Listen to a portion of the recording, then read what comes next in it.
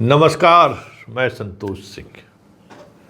देखिए, शिक्षा विभाग के अधिकारी के घर में 30 लाख से अधिक कैश बरामद हो रहा है। कैश का हो रहा है बाबा, तोरा विभाग में हो? हैं? बड़ी ईमानदारी के पाठ पढ़ाते हैं कि एगो को छोड़ेंगे नहीं। यहाँ देख लीजिए, नोटों का बंडल पर सोता है आपका शिक्षा विभाग का पदाधिकारी। हैं? अजय कुमार सिंह, बताइए। वैसे ही बिना स्कोपे का 30 लाख रुपया घर में मिल गया। दोनों जगह छापेमारी हुआ तो 10 करोड़ से अभी अधिक का संपत्ति अर्जित कर लिया ये आदमी। कैश देख लीजिए, सोना चांदी रुपया, बाकी चीज़ तभी हो ही रहा है। बैंक अकाउंट, लॉकर, ये सब तो खोज हो ही रहा है। लेकिन सवाल ये है ना कि शिक्षा विभाग तो शिक्षा है, पढ़ने पढ़ाने का काम है। जिला शिक्षा पदाधिकारी हो या कोई भी हो, मॉनिटरिंग है। पैसा आया कहाँ से भाई? वही पाठक जी के समय का जो है टेबल बेंच है और बिल्डिंग। बिहार के उस दौर के जितने भी शिक्षा पदाधिकारी हैं, शिक्षा विभाग से जुड़े हुए कर्मचारी से लेके पदाधिकारी तक, अगर सही से रेड हो जाए ना तो समझ जाइए कि बिहार सरकार का 1 महीना का वेतन, जो बेचारा नियोजित शिक्षक सब है जिसको वेतन नहीं मिला है अभी तक, एसएस वाला कौन एगो 2 तरह का वेतन फंड से होता है, उसको 3 महीना 4 महीना से वेतन नहीं मिला है, नियोजित भी और विशिष्ट वाले को भी सबका वेतन हो जाएगा। इतना पैसा ये लोग कमाया, सबका वेतन अब रेट हो जाएगा अगर इन लोग शिक्षा विभाग के पदाधिकारी के यहाँ रेड हो जाए खाली तो। और यही एक विभाग है, इसलिए डर नहीं लगता है ना। मिथिलेश बाबा, पता है तोरा? बाबा पता करिए कि जिसके यहाँ रेड हुआ, पैसा बरामद हुआ, सब कुछ हुआ, एफआईआर तक हुआ, उसका आपका विभाग प्रमोशन दे देता है और आप पोस्टिंग कर दिए। तो किस बात का डर लगेगा? भ्रष्टाचार पर 0 टॉलरेंस, यही 0 टॉलरेंस। 3C से कोई कंप्रोमाइज नहीं। तो कम्युनलिज्म से तो आपको मतलब नहीं है, वो समझ में आता है। आप उसी शाखा से बाहर निकले हैं तो कम्युनलिज्म आपके पल्ले नहीं पड़ेगा। आप चाहिएगा कि वो सब चलता रहे, लेकिन करप्शन, क्राइम, ये तो आपके पल्ले है। आपके विभाग में देख लीजिए, अभी कौन कमाई कर रहा होगा ये ओपन स्कूल वाला में। देख लीजिए कि आखिर 30 लाख रुपया। मंत्री जी, आप मंत्री नहीं थे, साधारण विधायक थे तो भले बाकी चीज़ में छोड़ दीजिए। जब विधायकों नहीं थे तो सोच सकते थे। सोचिए ना आप ही कि 30 लाख रुपया कैश घर में अगर है तो कितने पैसे का ट्रांजैक्शन इसके यहाँ हुआ होगा भाई। अपने आप में बहुत बड़ी बात है ना। मान लीजिए कि 30 लाख है तो कम से कम 3 करोड़ का पेमेंट कुछ किया होगा, 10% लिए होगा। तो आप सोच लीजिए कि कितना ही पेमेंट किया है अपने जीवन में, किस तरीके से। तो यही ना है, जाके मुजफ्फरपुर में एगो मास्टर साहब का सर फोड़ दिया था, मास्टरों इन पर केस कर दिया। दोनों आदमी यही आदमी है। स्कूल जांच के नाम पर गुंडे करते थे। घर बेगूसराय है, पूछते कि बाप रे बाप, हम बेगूसराय के हैं तो तोप हैं, कोई नियम कानून को नहीं मानेंगे, तब जेल जाएंगे। अब तो नया नियम में तो यही है कि पैसा रिकवरी हुआ तो इनको जेल जाना है।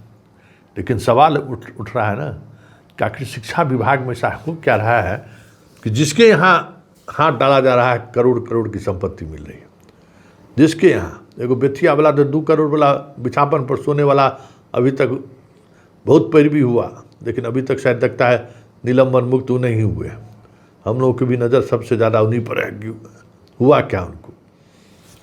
समस्तीपुर ससुराल है, कहते हैं कि हमारे जिला के एगो मंत्री जी के दामाद वाला रिश्ता रखते हैं वो। खैर वो सवाल वो सब नहीं है। सवाल ये है कि इतनी बड़ी राशि का मिलना, इसका मतलब है कि वहाँ भ्रष्टाचार का लेवल बहुत ऊंचा हो चुका है। अलग अलग तरीके से भ्रष्टाचार हो रहा है।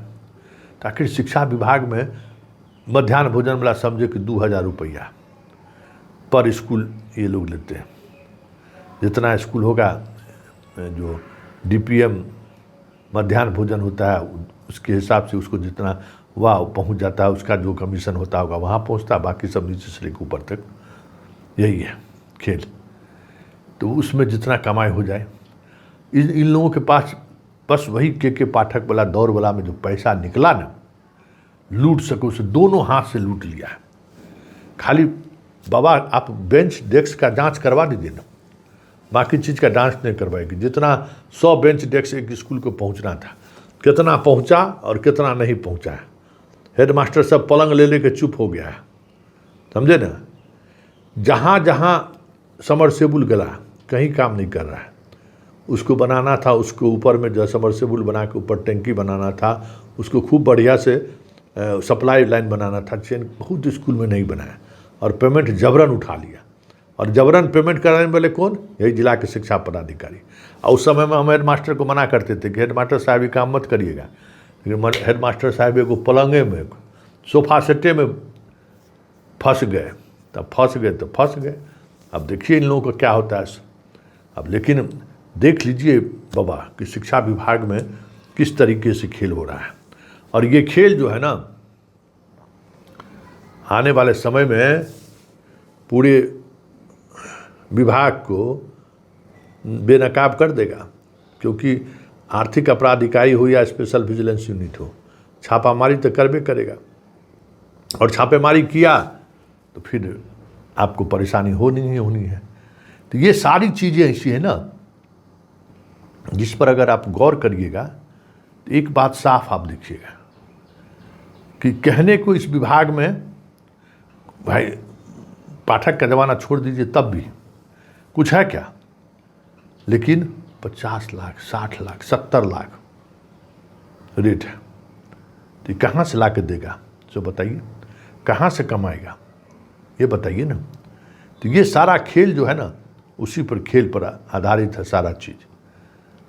भाई अगर 60 लाख 70 लाख रुपया रेट है तो देख लीजिए 30 लाख रुपया इसके घरे से निकला है तो कितना आमदनी होता होगा, इसको कितना कमाई करता होगा कि बोली लगा देता है 60 लाख 70 लाख।